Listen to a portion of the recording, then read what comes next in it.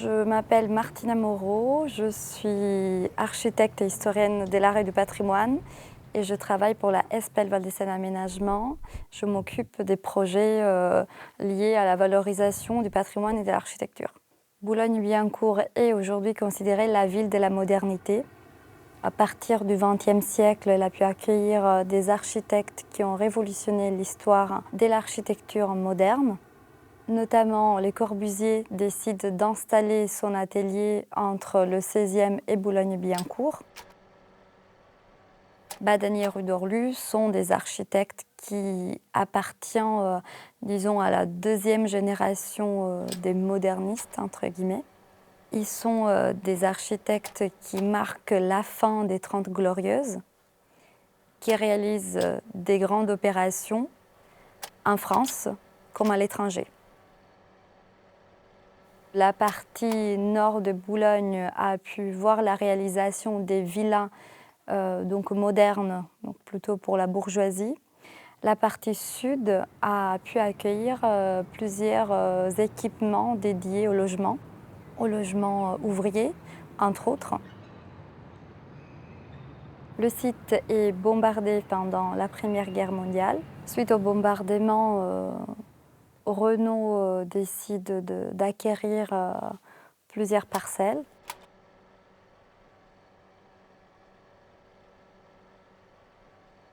L'urbaniste André Guton propose, à la place d'une usine, donc, de réaliser un quartier d'habitation.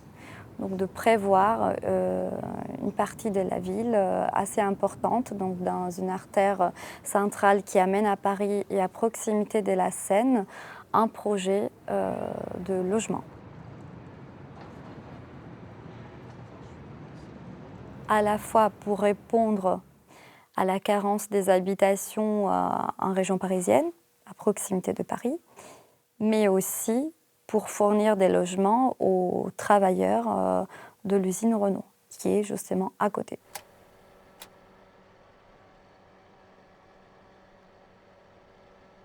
L'urbanisme sur dalle permet donc de différencier les usages et les espaces de circulation.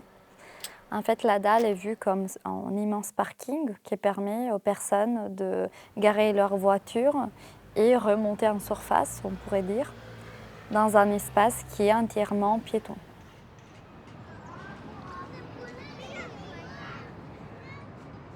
Cette séparation d'usage qui avait été, entre autres, théorisée par Le Corbusier est mise en pratique dans ce projet, ainsi que dans d'autres projets réalisés à cette époque, notamment le projet de la Défense. En 1968, un article lui concernant sort dans la revue L'Architecture d'aujourd'hui, qui le considère une des plus belles entrées dans la région parisienne. Suite à l'évolution du site, de mode d'usage et de vivre du quartier, le projet fait face à un moment de crise qui voit son apogée dans les années 90. Le projet est intégré dans l'opération d'aménagement Île-Séguin-Rive des Seines, qui est réalisée suite à la fermeture des usines Renault ainsi qu'à la démolition des bâtiments industriels. Le projet vise à désenclaver cet ensemble sur dalle, à le végétaliser, à créer une nouvelle esthétique concernant certains éléments architecturaux, comme les tours City Light rénovées par Dominique Perrault. Également le placer dans une trajectoire importante grâce à la construction de la nouvelle gare de la ligne 15 Sud qui se trouve à proximité. Afin de relier le quartier du Pont de Sèvres au nouveau quartier réalisé dans les années 2000, celui du Trapèze, l'écoquartier, des passerelles, des escaliers et des passages ont été construits afin de rendre ce quartier plus connecté, perméable et contemporain.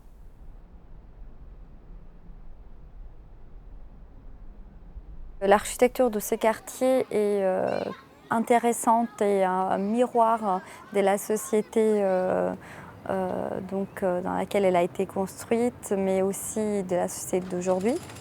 À l'époque, il s'agissait d'un quartier innovant. Et aujourd'hui, ce qui est innovant est cette façon de rénover un grand ensemble, un quartier de cette époque, sans forcément le démolir, mais en mettant en valeur ses atouts et en proposant des solutions par rapport aux idées qui n'ont peut-être pas fonctionné comme prévu.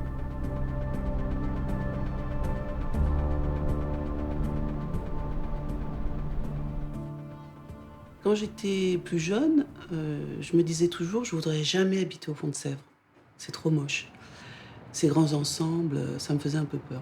Et puis, comme j'aimais ma ville, et que je voulais rester, et que j'avais pas trop les moyens, j'ai déposé un dossier, pour pouvoir bénéficier d'un logement social.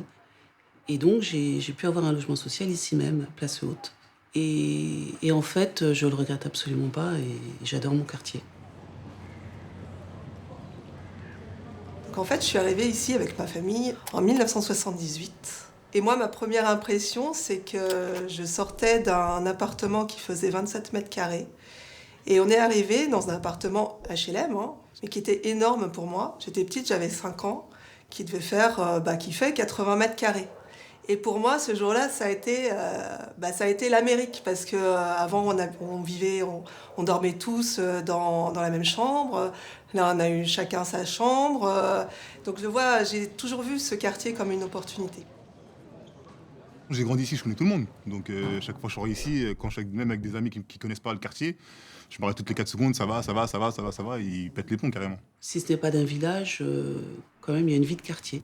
C'est un quartier où il y a énormément de solidarité. Quand mon père est décédé, il y a des personnes, des voisins que j'avais jamais vus, qui sont venus nous apporter à manger. Il y a une personne qui a organisé une quête pour nous donner de l'argent. Et ça, pour moi, c'est inestimable. C'est quelque chose qu'on ne peut pas percevoir de l'extérieur, mais en tant qu'habitant, ici, c'est un village, en fait. Mon enfance, comme elle était cool. Un quartier cosmopolite. Moi, je vois qu'il y a un centre social qui organise des brocantes, des soirées pour les enfants à Noël, des sorties musées, ciné, des fêtes de fin d'année. Très vite, j'ai remarqué qu'il y avait une vie associative très riche dans ce quartier. J'ai commencé par militer dans une association qui s'appelle le MRAP. Donc c'est le mouvement contre le racisme et pour l'amitié entre les peuples. Tous les ans, on organisait une fête à la salle polyvalente. Et pendant, je sais pas moi, pendant 15 ans, on avait donc des artistes qui venaient, des groupes. Il y avait une animation, et toujours sur le thème de l'amitié entre les peuples, de la fraternité. Il y a une super association en fait, qui fédérait tout ce mouvement, qui s'appelait Alliance Forum. Il y avait l'Oiseau Lyre qui s'occupait du soutien scolaire et de la bibliothèque. Il y avait le Germae, qui était une association qui est toujours d'alphabétisation. Des associations qui se connaissent, qui s'entraident, qui travaillent ensemble. Et ça, c'était quelque chose de très intéressant. Et je pense véritablement qu'on est à Boulogne un des rares quartiers à avoir vraiment ce tissu associatif aussi riche. Puisqu'il y avait plein de personnes qui logeaient ici. Et l'occasion, justement, de ces fêtes ont permis d'entrer en contact avec eux. Il y avait plein d'échanges sur la cuisine de différents pays. Et puis, il y avait la fête de la musique et aussi plein d'enfants qui jouaient, qui faisaient de la peinture, selon des activités, selon les fêtes qui étaient organisées. Mais c'était donc une vie très sympathique. Il y avait l'aspect festif, mais aussi l'aspect, dans la vie, les problèmes du quotidien pour des gens qui arrivaient parfois avec des difficultés en tant que travailleurs étrangers ou femmes de travailleurs étrangers. Après, ce quartier a énormément changé. Je pense en bien, parce que dans les années 90, je crois, ça a toujours été un quartier un peu mal perçu dans Boulogne-Billancourt. Avant, c'était un quartier plutôt fermé. Il n'y avait, je crois, pas d'accès aux voitures. Ils ont fait des ouvertures, ils ont refait les extérieurs pour que les enfants puissent jouer. Ils ont créé une maison de la planète. C'est un quartier qui va s'ouvrir vers l'avenir, tout simplement parce qu'il y a la scène musicale juste à côté. Il y a les moyens de transport, que ce soit le métro, les bus. J'espère un jour le tramway, mais bon, ça on verra. Mais c'est un quartier qui est encore en devenir. Il y avait eu un oubli qui avait été fait, c'était celui de l'environnement et des jardins.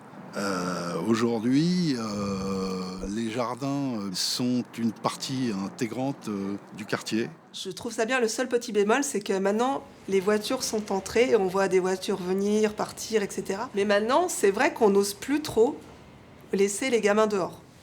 Par exemple, moi, j'ai ma fille qui a 9 ans maintenant. Je la laisserai pas sortir à 21h le soir. Est-ce qu'il a évolué dans le bon sens? De mon point de vue, je dirais oui. Il a évolué dans le bon sens. Parce qu'il y a plus de commerce, il y a plus d'enfants qui jouent en bas. Il y a moins d'espace peut-être qu'on avait nous à l'époque, mais c'est toujours aussi bien. Il y a moins d'espace, je trouve, par rapport à pour les enfants, contrairement à avant. On peut jouer au foot, là, on va là-bas, ça joue au basket, on va là-bas, ça joue à autre chose. Or que là, il y a plein de trucs, ils ont mis des ralentisseurs, des pots de fleurs, des poteaux, des trucs, c'est plus pareil. Alors, le quartier, il a changé. Il a perdu ses services publics. C'est un quartier où il y avait, par exemple, une caisse primaire d'assurance maladie dans les bureaux du Pont de Sèvres. Il y avait une PMI. Il y avait des assistantes sociales. Et cette perte, moi, je trouve elle a porté tort au quartier dans son attractivité. Bon, c'était plutôt rigolo.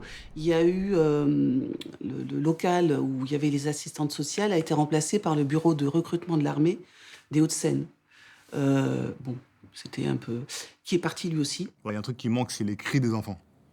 Qu'on avait jusqu'à des 22h avant, qu'il n'y a plus maintenant. Les enfants qui jouaient en bas, tout ça, il n'y a plus ça maintenant. Contrairement à avant.